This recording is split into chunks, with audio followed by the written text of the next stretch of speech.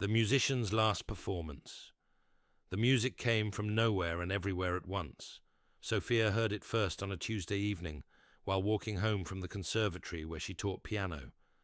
The autumn rain had driven most people indoors, leaving the streets empty and quiet. That's when she heard it.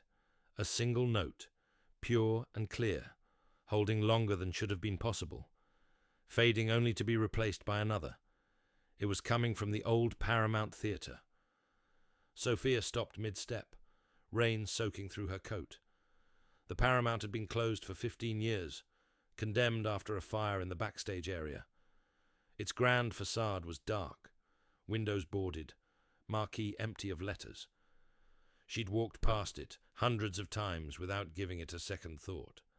But now it was filled with music. Not a recording. Sophia's ear was too trained for that. This was live performance.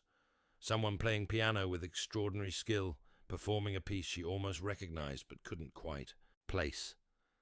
The melody was haunting, beautiful, filled with a longing that made her chest ache. She should have kept walking, should have gone home to her small apartment and the cat and the leftover Chinese food waiting in her refrigerator. Should have acknowledged that closed theaters didn't suddenly start hosting secret concerts. Instead, she crossed the street and tried the door. It opened. The lobby was dark, but not dusty. Shouldn't it have been dusty after 15 years? And lit by soft golden lights that had no visible source. The music was louder here, coming from beyond the closed auditorium doors. Sophia could hear the piano clearly now, could identify the piece, Chopin's Nocturne in C-sharp minor, though played with a depth and emotion she'd never heard before. She pushed open the auditorium doors and stopped, her breath catching. The theatre was full. Hundreds of people sat in the velvet seats, all facing the stage where a lone pianist performed under a single spotlight. But the audience wasn't moving, wasn't breathing, sat perfectly still, their formal clothes from another era, their faces serene and attentive. Sophia's rational mind screamed at her to run, but the music held her frozen, the pianist's hands moving across the keys with such grace that she couldn't look away. The performer was a man, older, his silver hair catching the spotlight as he bent over the piano with complete absorption. The nocturne reached its conclusion, the final notes fading into silence, and then, as if released from a spell, the audience stirred. They turned in their seats to look at Sophia, standing at the back of the auditorium in her wet coat with rain dripping onto the carpet. One by one, they began to smile. The pianist looked up from the keys and saw her. His face brightened with what looked like relief, like recognition, though Sophia had never seen him before in her life. "You came," he said, his voice carrying clearly across the theatre despite speaking normally. "I knew someone would eventually. They said I just had to keep playing, and the right person would hear. Who are you?" Sophia's voice came out smaller than she intended. "My name is Victor Moreau. I was the principal pianist for this theatre from 1935 until—" He paused, looking uncomfortable. "Until the fire." Sophia's mind raced. The fire had been 15 years ago. This man would have to be over 100 if he'd worked here in the 1930s. But he looked perhaps 70, vital and present. "That's impossible," she said. "Most things are," Victor replied with a gentle smile, "until they happen. Please, come closer. My audience has been waiting for someone new to join us." Against all better judgment, Sophia walked down the aisle. The audience members watched her pass with those serene smiles, and as she looked more closely, she began to notice details. Their clothes weren't just from another era. They were from many eras. A woman in a 1920s beaded dress sat next to a man in 1970s leisure wear. A child in Victorian whites sat between parents in 1950s formal attire, and they were all slightly translucent. Not dramatically so, but enough that Sophia could see the seats through them when the light hit them at certain angles. "You're all dead," Sophia whispered. "We prefer waiting," said a woman in the front row, her accent refined and British. "We've been waiting for quite some time, actually. But Victor has been kind enough to entertain us." Victor stood from the piano bench. "They're the audience from the fire," he explained. "The ones who didn't make it out. We've been here ever since, trapped by—" he gestured vaguely. "By unfinished business, I suppose. They came for a performance that never concluded, and they've been waiting for it to end ever since." "You've been playing for them for 15 years? 63 years, actually. Time moves differently here. What seems like 15 years to the outside world has been much longer for us." Victor sat back down at the piano, his hands resting on the keys. "I was supposed to perform a special piece that night, my masterwork, something I'd been composing for years, but the fire started before the encore, and I never got to play it."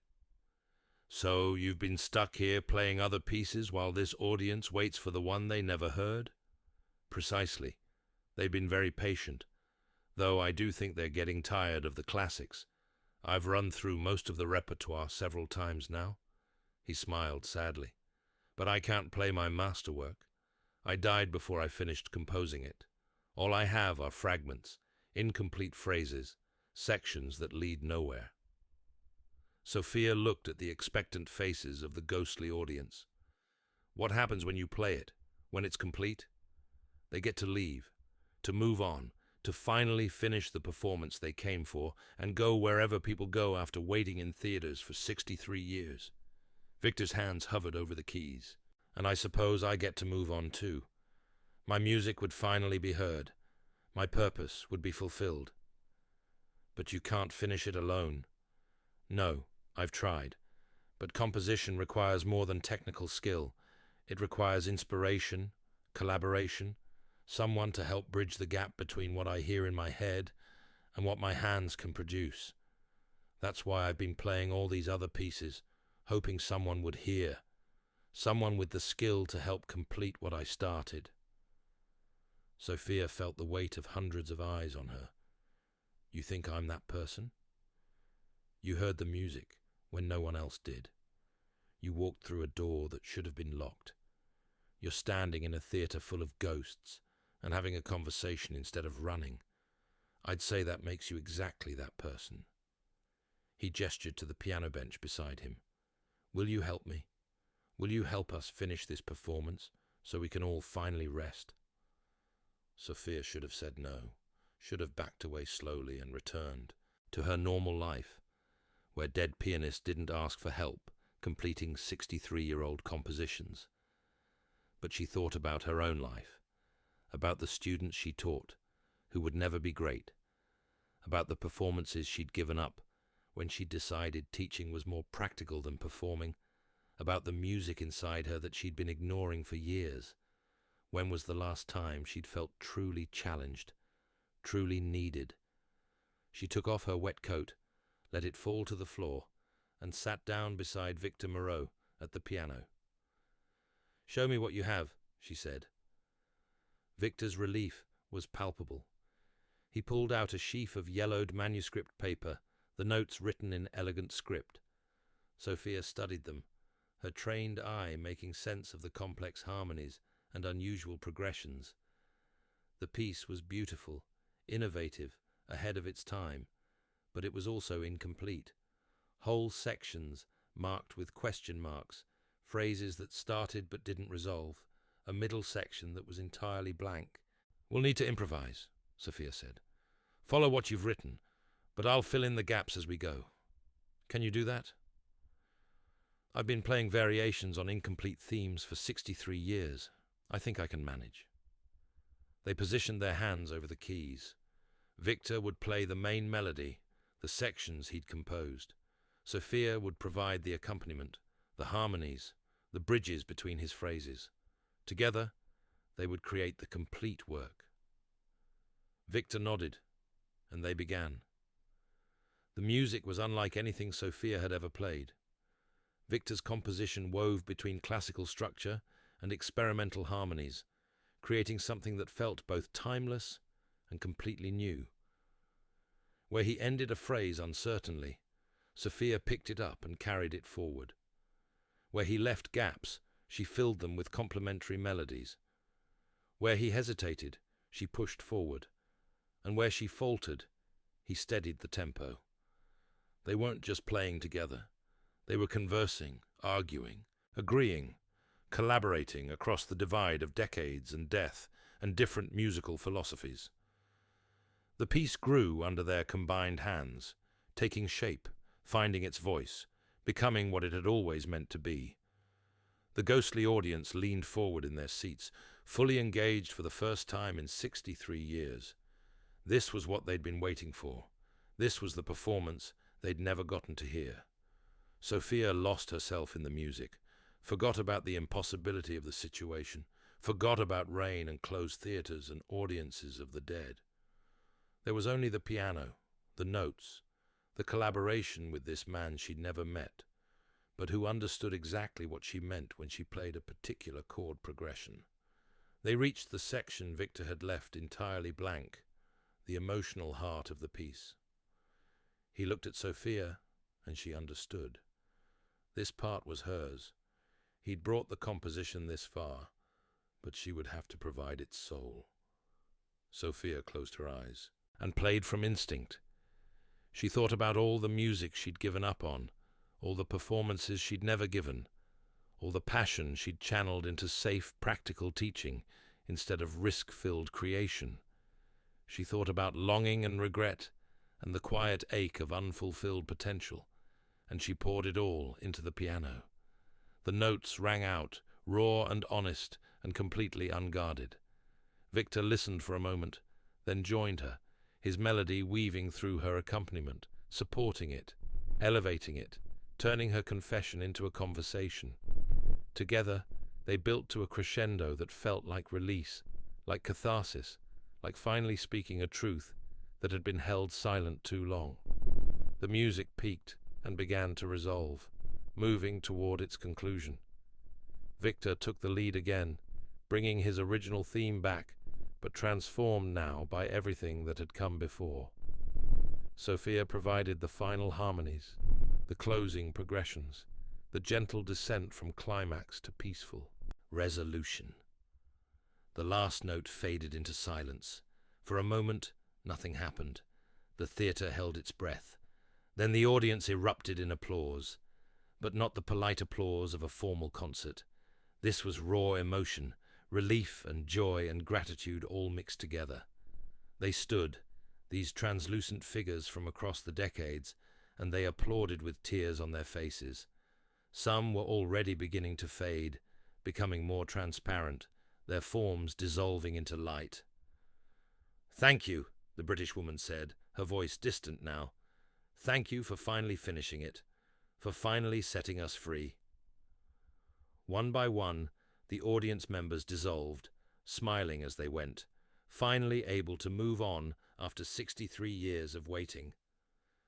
The theatre emptied slowly, each person pausing to nod at Sophia and Victor before disappearing into whatever came next. Soon, only a handful remained. Then just a few. Then none. Sophia and Victor sat alone on the piano bench in the silent theatre. "What about you?" Sophia asked. "Aren't you supposed to move on too?" Victor looked at his hands, still resting on the piano keys. "I suppose I am, but I'm finding I'm not quite ready. There's something I need to do first." He pulled out a fresh piece of manuscript paper from thin air, because apparently dead composers could do that, and began to write. His hand moved quickly, notation appearing as if he was transcribing something he'd been hearing all along. "What are you doing?" "Preserving it. Our performance, so it's not lost again." He wrote furiously, capturing every note, every harmony, every improvisation Sophia had added. When he finished, he handed the completed score to her. "This is yours now. Play it, perform it, record it. Let the world hear what we created together." "But it's your masterwork, your composition." "It was mine. Now it's ours. You made it complete. Without you, it would still be fragments. Keep it. Use it. That's how music survives. Not by being hoarded, but by being shared. Victor stood, and Sophia could see he was beginning to fade too. His outline became less distinct, his features softening into light. Thank you, Sophia, for hearing, for coming, for finishing what I couldn't finish alone. Thank you for the music, Sophia replied, her voice thick with emotion, for reminding me what collaboration feels like, what creation feels like. Victor smiled one last time. Don't wait 63 years to perform it. Don't wait until you're a ghost to share what's inside you. Promise me. I promise. And then he was gone, dissolved into light, finally moving on after decades of waiting. Sophia sat alone in the empty theatre, holding the manuscript of a piece that had been 63 years in the making. Around her, the golden lights were beginning to dim. The theatre was releasing her, its purpose fulfilled, its last performance finally complete. She stood, gathered her coat, and walked up the aisle. When she reached the lobby, she looked back one last time. The auditorium was dark now, empty, just an abandoned space that would probably be demolished in a few years. But for one night, it had been alive with music and purpose, and the completion of something that had waited too long to be finished. Sophia walked out into the rain, the manuscript carefully protected under her coat. When she reached the street and looked back, the theatre was as she'd always known it, dark, boarded up, showing no signs of the miracle that had happened inside. She walked home slowly, already hearing the piece in her head, already planning how she would perform it. Not in some grand concert hall. Not yet. First, she would play it for her students at the conservatory, teach them about collaboration and completion and the importance of finishing what you start. Then maybe a small recital. Then perhaps a recording. Then, who knew? But she would share it. She'd promised Victor, and more importantly, she'd promised herself. For the first time in years, Sophia felt like a musician instead of just a teacher. Felt like an artist instead of just a technician. Felt like someone who had something to contribute to the world beyond scales and finger exercises. That night, she sat at her own piano, a modest upright, nothing like the grand at the Paramount, and began to practice the piece. It sounded different on her instrument, less grand, but somehow more intimate. She worked through the sections, memorizing the parts Victor had written, recalling the improvisations she'd added.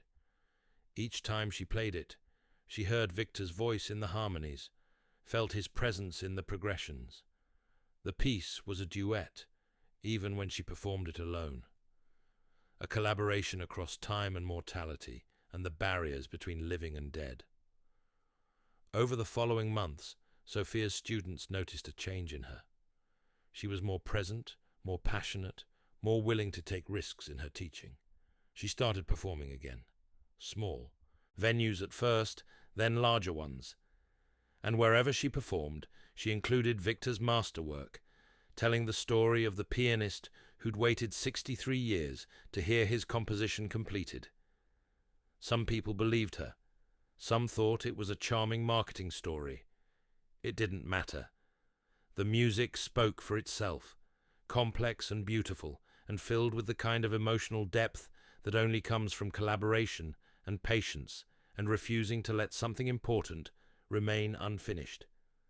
A year after that rainy Tuesday, Sophia returned to the Paramount Theatre. It was still closed, still boarded up, still scheduled for demolition. She stood across the street and played Victor's piece on a portable keyboard she'd brought, streaming the performance live online. Thousands watched, thousands heard, and in that moment, Victor's masterwork finally reached the audience he'd never gotten to play for.